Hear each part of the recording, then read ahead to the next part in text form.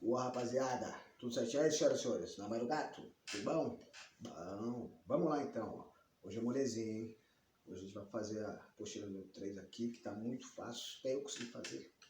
Então, vamos junto, e aí não me vem com essa história aí depois de eu pegar essa apostila para corrigir e essa parada tá em branco, porque eu vou fazer aqui junto com vocês, beleza? Então, se você viu só essa aula, você vai conseguir fazer isso, irmão?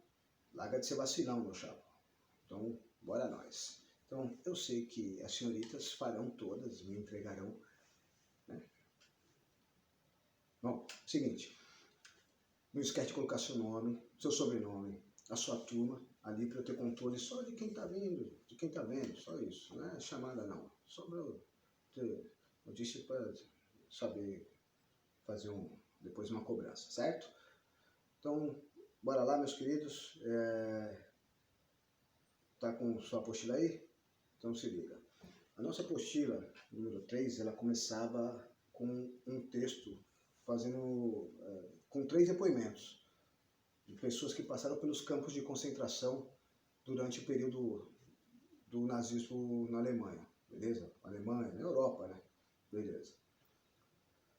Quem teve a curiosidade de ver algum dos vídeos que eu passei, ou conseguiu ver os quadrinhos, ou mesmo já tinha visto alguma coisa, já deve saber que o campo de concentração não era uma coisa muito feliz, beleza? O campo de concentração, principalmente os maiores, a probabilidade de você sair vivo, quer dizer, a chance de você sair vivo ali era mínima. Muito mais fácil você sair de lá em forma de fumaça, que aconteceu bastante, beleza? Então, os caras entravam nas câmaras de gás, como a gente já comentou, como vocês já devem ter visto, por exemplo, no Menino do Pijama Listrado, vocês viram lá a molecada entrando, falaram que iam tomar banho, jogavam lá um gás, eles morriam asfixiados, era uma morte muito ruim, e depois os corpos eram incinerados nos fornos, beleza? Uma coisa cruel, muito cruel, beleza? Tá.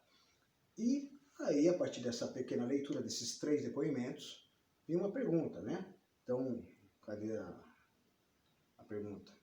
Não está aqui. Bom, vinha a pergunta, né? O que você consegue ver em comum desses relatos? Beleza? E outra, o que seriam as câmaras de gás e quem era enviado para lá? Bom, vamos lá. O que esses relatos têm em comum?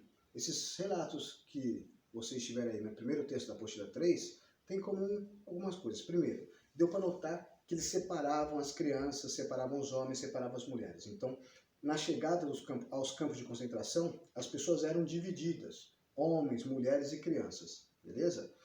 E também aqueles mais idosos ou aqueles que estavam doentes ou mesmo que tinham alguma deformidade física já eram colocados de lado. Aqueles ali, idosos, doentes ou com deformidade física, aqueles ali já eram separados porque iam ser eliminados logo de cara, beleza? Crianças eram separadas também, e aí vocês devem ter visto isso bem na questão do menino pijama listrado, firmeza? Mulheres e homens também eram separados, e aqui a gente tem, eu acho que eu já passei essa imagem para vocês, mas vou passar de novo, a entrada do maior campo de concentração dos nazistas na Polônia, o campo de Auschwitz, beleza? Que tinha essa frase aqui, Arbeit macht frei, quer dizer, o trabalho liberta, ó. O trabalho liberta quem? Os judeus não, trabalhavam e pouquíssimos conseguiram sobreviver aos campos de concentração, beleza? Bom, o que eles têm em comum? Bom, a questão do sofrimento é básico, beleza? Quem viu um filme X-Men Origins, por exemplo, mostra o Magneto, que é um personagem que sendo separado da mãe. E aí, a partir disso, ele começa a desenvolver o seu poder, beleza? Claro que a gente está falando de um filme que é fictício, é viagem, é ficção, mas ele utiliza um contexto histórico. A separação das famílias na entrada dos campos de concentração. Ali já começava uma coisinha de quebrar a identidade dos judeus, de agredir a cultura daqueles, porque você está separando as pessoas da sua família. É para mostrar, falar, ó, o que eu faço com você. É para mostrar superioridade talvez, que os nazistas tentavam fazer isso. E aí, separando as mulheres, as crianças, os homens, você vai ter os alojamentos, beleza? Eles ficavam em alojamentos assim, que eram ditos como alojamentos confortáveis. Então, a população alemã, uma grande parte dela, entendia que, pelo menos as notícias chegavam, que os judeus estavam muito bem alojados, estavam legal. Olha aí que alojamento firmeza total, certo? Não tinha higiene adequada, porque eles não podiam ir fazer a sua higiene, tinham que ficar aí trabalhando e receber uma comida inadequada em pouca quantidade, beleza? E aí eles ficavam meio magrelos. Aqui você está vendo, por exemplo, a do pavilhão masculino, e a molecada aqui, ó. Esse maluco que está de pé, se você reparar, isso aí não é abdômen trincado não, o maluco está desnutrido. E você tem muita gente, muito homem, mulheres, crianças, que vão perdendo peso, vão ficando fracos. E aí quando eles ficam fracos, eles não conseguem trabalhar direito. E aí se não conseguem trabalhar direito, o que acontece? Era eliminado, beleza? Iam para as câmaras de gás. E o que eram as câmaras de gás? Quem ia para lá? Tiozão, ia para lá todo mundo que não estivesse trabalhando direito. E, a partir de 1942, os judeus começam a ser eliminados, mesmo estando sadios. Essa é a solução final dos nazistas. E, nas câmaras de gás, eles entravam com a desculpa de que eles iam tomar um banho para trocar de roupa, e que dali de cima tinha uns canos aqui que iam jogar água neles, e que eles iam ficar limpinhos, certo? Só que desses canos não saía água, saía um vapor que tinha um veneno, beleza? Esse veneno era respirado pelas pessoas. Aqui você está vendo a cena do filme Menino do Pijama Listrado. E o gás era esse aqui, ó, o Zyklon B, beleza? Zyklon em alemão quer dizer ciclone, né? Alguma coisa assim. E esse Zyklon B é uma junção de 3 componentes, né? O ácido anítrico, nitrogênio e cloro, beleza? É uma espécie de um cianureto. Ele era usado como inseticida para acabar principalmente com piolhos, mas os alemães começaram a perceber que também eles matavam bem, beleza? Vamos lá, tiozão. Beleza, obrigado. Então, a morte era bastante sofrida, não era fácil não, era uma morte pesada, os caras não morriam de forma rápida, ia sofrendo, o maluco, as pessoas iam se sufocando, iam procurando locais, então sofriam muito. E quem não morria com os gases depois de 20, 30 minutos, e que estivesse vivo dentro das salas, das câmaras de gás, era eliminado com tiro, beleza? Tudo bem? Bom, vamos lá. Aqui a gente vai tentar deixar para vocês uma indicação de um documentário, Arquitetura da Destruição, para vocês verem, né? Por que os caras vão começar a perseguir todo mundo? Eles vão começar a perseguir judeus, ciganos, mulatos, mestiços, todo mundo que não era considerado ariano, certo? E todo mundo que era contra esse tipo de governo. Então a gente tem que tomar cuidado, por quê?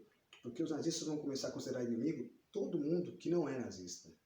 Então não era só o simples fato de você ser contra esse tipo de governo, mas também você não ser a favor ou você não aceitar. Então nós temos um problema sério que pode ser que esteja ocorrendo em outras partes do mundo hoje. Você não pode nem ser... Você não pode contrariar. O fato de você contrariar uma pessoa e você não concordar com a opinião dela pode gerar a tentativa de eliminação, de agressão. Então, beleza, eu torço pro Marília e aí todo mundo vai ter que torcer para mim. Se não torcer, torço pro Parmeira, foi campeão paulista agora. É meu inimigo. Isso era como os nazistas pensavam, beleza?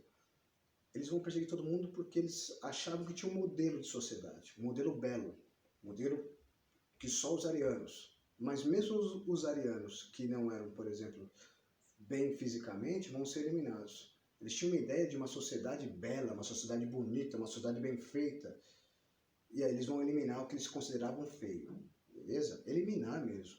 Tem que tomar cuidado, hein, cara, porque essa eliminação Começou com judeus, depois ciganos, e eles começam a perseguir todo mundo que não era considerado um bom ariano. Ariano, beleza? Tá. Então, isso aqui você tem que... Essa questão número 3 você vai responder com suas próprias palavras, né? Porque que eles vão perseguir todo mundo. Então, quem quiser dar uma olhada nesse documentário, esse documentário é grande, irmão. O documentário é grande, mas divide aí em 10 dias. E vamos lá. Entre as ideias defendidas por Hitler, podemos citar, então, do que a gente sabe sobre o nazismo. O que a gente pode saber? Que ele era tolerante em relação aos movimentos marxistas, quer dizer, comunistas? Não, pelo contrário, ele odiava, ele perseguia os comunistas, eram presos e também foram eliminados. O Hitler queria a eliminação dos judeus? Ih, já? Eu acho que essa é boa, hein?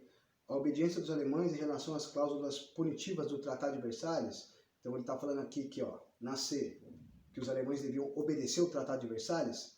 Não, pelo contrário. O Hitler, ele critica, os nazistas criticam os acordos do Tratado de Versalhes, dizendo que esses acordos, o que foi decidido no tratado, humilhou a Alemanha. E D, o antimilitarismo, eu vou parar. Todos os regimes totalitários eram extremamente militarizados, beleza? E aqui, o respeito às diferenças étnicas, respeito às diferentes culturas?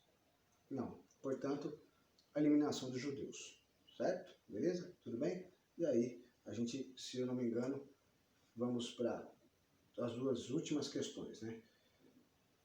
Quem eram os líderes fascistas na Alemanha e na Itália? Então aqui a gente tem o Mussolini, aqui o Hitler, e aí para ninguém ficar falando, professor, o senhor falou dos totalitarismos que são considerados de direita.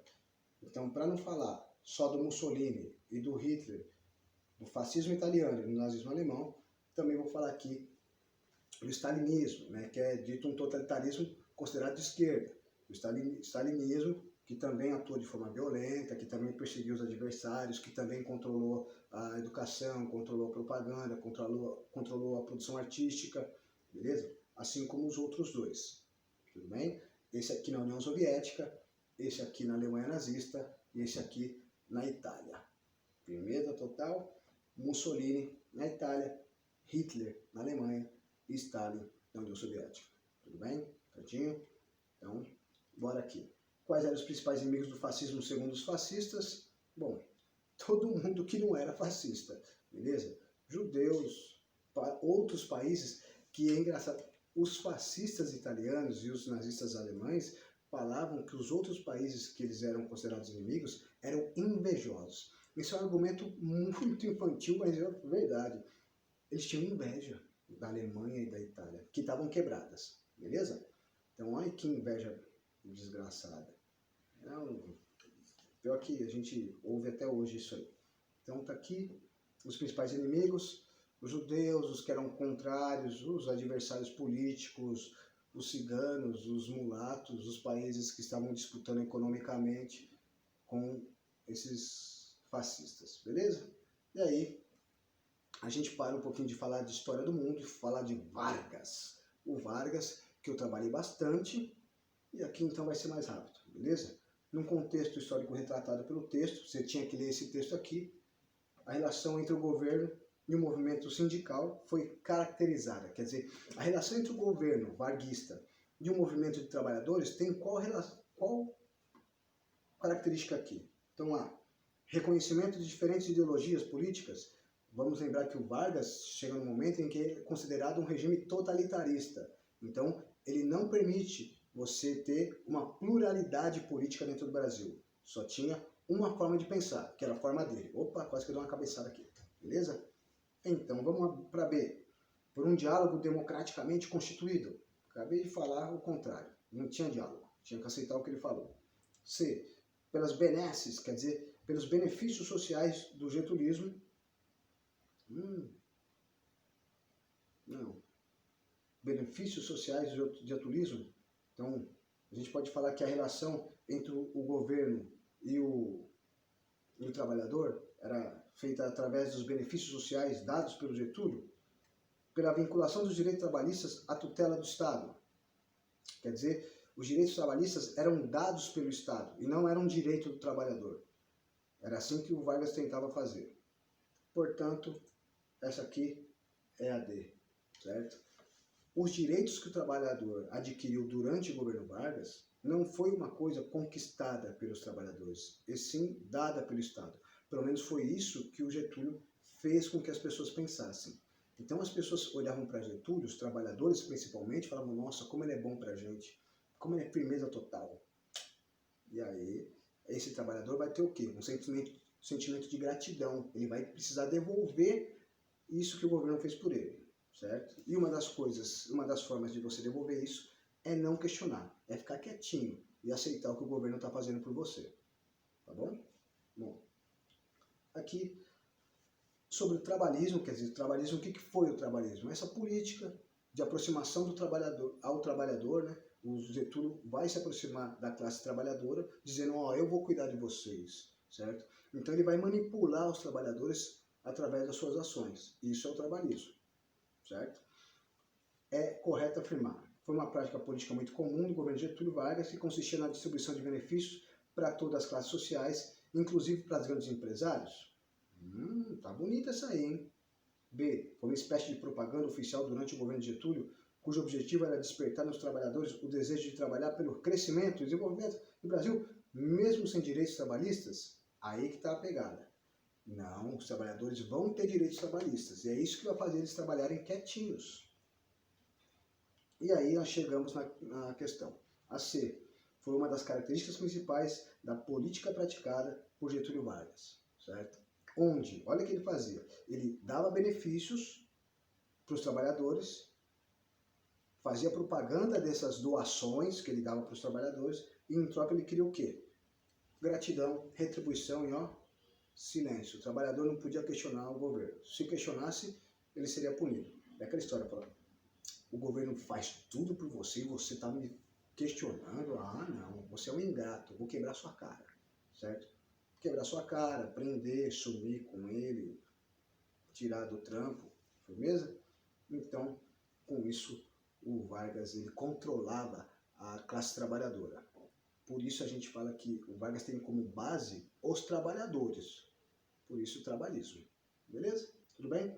Entre as medidas de cunho trabalhista tomadas pelo governo Vargas, podemos listar, exceto, quer dizer, você vai ter que marcar uma que não tem a ver pelos direitos trabalhistas dados por Vargas aos trabalhadores. Então aqui é o que ele não fez. Bom, ele criou o Ministério do Trabalho? Criou. Se você leu lá um pouquinho o capítulo sobre Vargas, ele criou. Ele concedeu direitos ao trabalhador? Pô, uma par. Certo? Ele começou com essa questão dos direitos trabalhistas, mas vamos dizer que era uma coisa que o trabalhador ele tinha o direito de ter, a questão da legislação trabalhista. Ele manteve os sindicatos sob controle? Sim, ele manteve os sindicatos sob controle, inclusive para saber quem criticava ele ou não. Então, o trabalhador tinha sindicato, mas o sindicato não trabalhava para o trabalhador, e sim para o governo. Ele perseguiu os movimentos trabalhistas? Perseguiu bastante. Perseguiu tanto que ele vai conseguir controlar os movimentos trabalhistas. O trabalhador não vai ter liberdade de atuar. E com isso eu respondo a pergunta, né? Ele deu liberdade de ação aos movimentos dos trabalhadores? Não. Essa é a equivocada. Essa é a que ele não fez. Ele não permitiu que o trabalhador tivesse liberdade para conseguir se organizar. Primeira total? Ok? Isso aqui é o Vargas durante o período em que a Europa estava lá em guerra, lutando contra o regime totalitário nazista que estava dominando a Europa. Beleza? Tudo bem? Em uma outra aula a gente vai tentar uma aula extra aqui com vocês sobre a Segunda Guerra, e aí vocês vão perceber que enquanto o Vargas estava aqui, a Europa estava dominada pelos nazistas, certo? Mas aí o jogo virou. E eu acho que com isso finalizou, é desse jeito. Bom, a gente fez junto aqui, não tem como você me entregar esse barato em branco, beleza? Ô, mano, se o bagulho for entrar em branco, irmão, eu vou te buscar. Eu vou entrar no seu quarto de madruga e puxar seu pé, certo? Moleza, hein? Faz favor. Então, Faz lá, não esqueça de entregar na data, beleza? Na data, 18 e 19. Não vem com esse barato, não corrigiu, se entregou depois, já era. Eu também não entrego quase nada, mas se liga. E é desse jeito, acho que eu já fiz os meus comentários. Por enquanto, então, senhoras e senhores, muito obrigado pela atenção e paciência. Me desculpe se eu não proporcionaram, vai de leve na manguaça da Marília. Não acabou ainda não, hein? Fique em casa, vacilão. O fluxo é daqui a pouco, irmão. Se a gente conseguir ficar mais em casa, é melhor pra gente voltar rápido. E se for sair para comprar um cheratão lá no Fantástico, mete a máscara nessa carinha bonita aí. Valeu? Fui. Abraço.